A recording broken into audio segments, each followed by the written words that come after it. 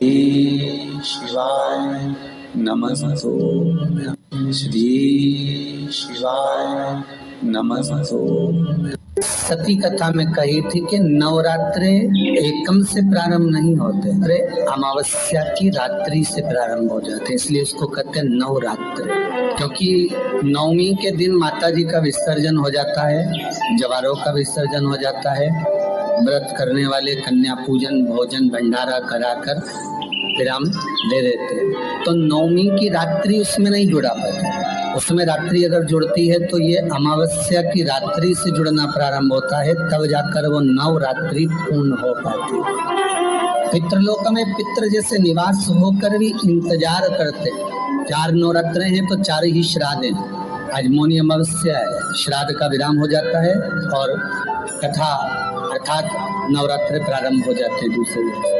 तो यहाँ शास्त्र कर जैसे हमें प्रतीक्षा रहती है कोई अच्छे कार्य की, कि घर में कोई शुभ कार्य हो, घर में तो अपने को आनंद होगा, प्रसन्नता होगी। उसी तरह हमारे जो पूर्वज चले गए, जो पूर्वज चाहे वो अधोगति में गए हों, चाहे वो देवगति में गए हों, चाहे वो पितृलोक में निवास कर रहे हो, तो जितने भी पितृलोक में निवास करने वाले पूर्वज होते हैं वो भी ये विचार करते हैं कि हमारे घर के वंश द्वारा, हमारे वंशजों द्वारा कोई ऐसा सत्कर्म हो जिससे हमारे जीवन की वितृप्ति हो और हमें आनंद की अनुभूति हो। और ध्यान दीजिएगा महाराज, आपको चैत्री नवरात्रि का स्मरण होगा, आपको शरदी नवरात्रि का स्मरण होगा, पर जो आषाढ़ में और माघ में जो नवरात्रे पढ़ते हैं इसका एक आनंद ही दूसरा रहता है। बस इतना जरूर होता है कि दुनिया के लोग वो जो 2 नवरात्रे होते हैं उसमें कलश की स्थापना भी करते हैं, देवी का पूजन भी करते हैं, अर्चना भी करते हैं, मंदिरों में भीड़ भी रहती है और खूब प्रेम से माता का जगराता वगैरह सब होता है। पर ये जो नवरात्रे हैं 2 गुप्त नवरात्रे, इनका लोगों को स्मरण नहीं था। वो तो धीरे धीरे ये टीवी चैनल के माध्यम से कथाकारों ने, वक्ताओं ने स्मरण कराना जब चालू करा, धीरे धीरे बताना, मार्गदर्शन करना जब चालू करा, तब लोगों को ज्ञात होता गया कि कोई गुप्त नवरात्रा भी होता है, उसमें भी देवी की आराधना हो। ये 4 नवरात्रे अलग अलग अवस्था के हैं, अलग अलग सुख के हैं और अलग अलग आनंद के। आपके घर में पितृदोष है, आपको ऐसा महसूस होता है, तो किसी भी नवरात्रि के पहले जो अमावस्या पड़ती है, जिस दिन अमावस्या रहे उस दिन चावल की कटोरी में एक कपूर का टुकड़ा रख दीजिए, छोटा सा, और कपूर का टुकड़ा रखकर उस कपूर को दरवाजे के बाहर कटोरी में ही, चावल रखी हुई कटोरी में ही उसको पितरों का स्मरण कर कर जला दीजिए।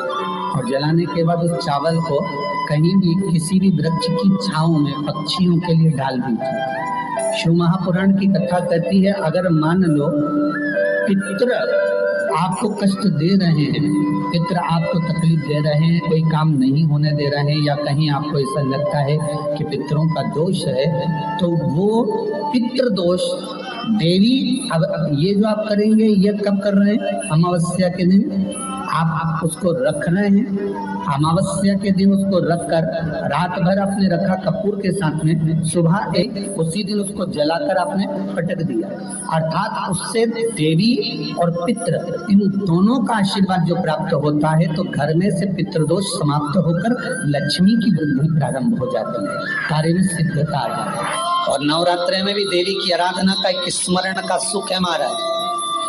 ज्योत का विधान है, नवरात्रे में देवी की ज्योत लगती है, अखंड ज्योति लगती है, जवारे बुआए जाते हैं, कलश लगता है, ज्योत का भी विधान है। जिसके यहाँ दिया अखंड जलाया जाता है, अगर वो दिए की लो, दिए की बाती अगर दक्षिण दिशा की होती है तो उसके घर में साल भर में एक घात जरूर होती है। जो दिया अखंड जलता है उसकी बाती का मुख दक्षिण का नहीं होना चाहिए।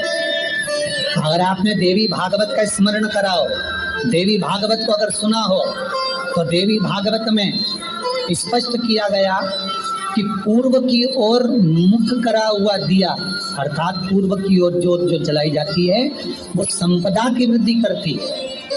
पश्चिम की ओर मुख कर कर जो ज्योत लगाई जाती है महाराज, वो वैभव को देती है। और उत्तर की ओर जो मुख कर कर ज्योत जलाई जाती है, उत्तर की ओर जो ज्योत का मुख रहता है वो आयु की वृद्धि करती है, घर में अकाल मौत को रोकती है। दक्षिण की ओर ज्योत ना लगाएं, अगर आपको लगाना है पूरब की लगाएं, पश्चिम की लगाएं या उत्तर की लगाएं।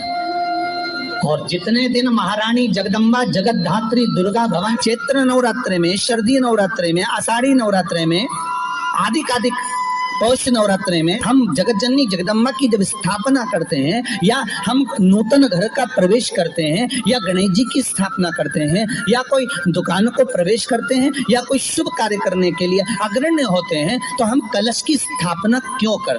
कलश के अंदर आखिर ऐसा क्या विराजमान है कि 33 कोटि देवता उस कलश के अंदर आकर बैठ जाते हैं। आप कोई यज्ञ करने जा रहे हो, आप कोई पोथी पुराण करने जा रहे हो, आप कोई अच्छा कार्य करने जा रहे हो, तो ब्राह्मण देवता कह देते कलश की स्थापना होगी, कलश की शोभा यात्रा निकलेगी, कलश यात्रा निकलेगी, कलश विराजमान होगा। उस कुंभ की, उस घड़े की महत्वता कहाँ से प्रकट हो गई? शिव महापुराण की कथा कहती है महाराज, भगवान ओघड़दानी शंकर स्वयं आद्य शक्ति जगदम्बा से कहते हैं कि जगदम्बा तू क्या चाहती है बोल। तो जगत जननी जगदम्बा कहती है कि जहाँ वहाँ शंकर है, ये आपने कह दिया, और जहाँ शंकर है वहाँ पार्वती का होना जरूरी है। उसके लिए सिद्ध करने के लिए एक स्थान ऐसा बनाया जाए जहाँ पर शंकर विराजमान है और शंकर के साथ पार्वती विराजमान है। तो शिव जी ने कहा पार्वती, उसके लिए मैं तुझे एक सुंदर कलश का निर्माण कर देता। अष्टमी के दिन कन्याओं का भोजन कराओ या नवमी के दिन कन्याओं का भोजन कराओ। पर देवी भागवत तो कहती है, देवी भागवत तो वर्णन करती है कि पहले नवरात्रे से लेकर नवमी तिथि तक जितने दिन देवी के होते हैं, प्रत्येक दिन में आप किसी भी दिन कन्याओं का भोजन करा सकते हो, पहली रात्रि से लेकर, पहला दिन से लेकर। पर 9वें दिन तो सवेरे पूजन करके, यज्ञ करके, अनुष्ठान करके देवी को विसर्जन कर दिया। फिर नवरात्रि पूर्ण कैसे होती? नवरात्रि की पूर्णता होती है अमावस्या की रात से गिनी जाती है। कौन से दिन से गिनते हैं? अमावस्या की रात्रि, फिर एकम की रात्रि, फिर दूज की रात्रि, ऐसे गिनते गिनते अष्टमी की रात्रि तक और नवमी के दिन सुबह तक या दोपहर तक या शाम तक, जब तक आप यज्ञ ना करें तब तक ये 9 रात्रियां पूर्ण गिनी जाती है महाराज देवी भागवत के हिसाब से पूर्णता।